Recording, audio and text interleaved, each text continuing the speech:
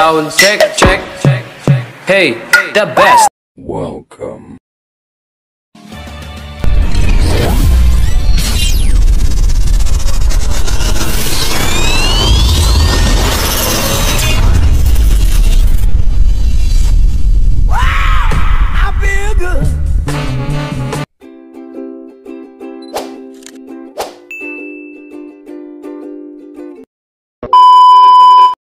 Hello guys, welcome back to my channel. This is Milvin TV. Ito ngayon guys, ipakita ko sa inyo yung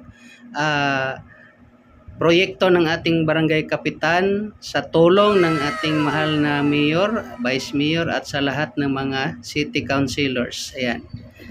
Yan yung pangmatagalang solusyon sa baha dito sa harapan ng Amara Commercial Building sa may Pasong Kawayan 2. Ayan.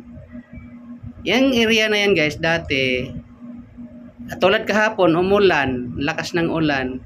Dapat ngayon may tubig pa yan dyan. Dahil dyan sa proyektong yan, ang bilis wawala ang tubig. Kahapon lang mismo wala ng tubig dyan.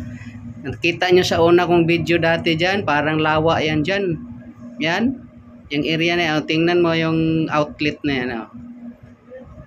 Pwedeng dumaan ng tao dyan sa ilalim. Pati yung manhole, ang lalim. Nagpas tao.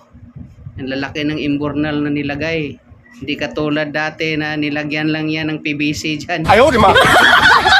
So, yan guys. Yan yung pathway. Malapit na matapos. Yan outlet sa kabilang tulay yan.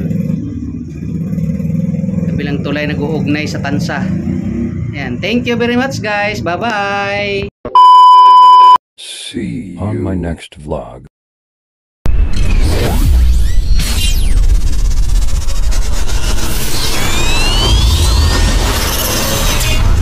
Milvin TV.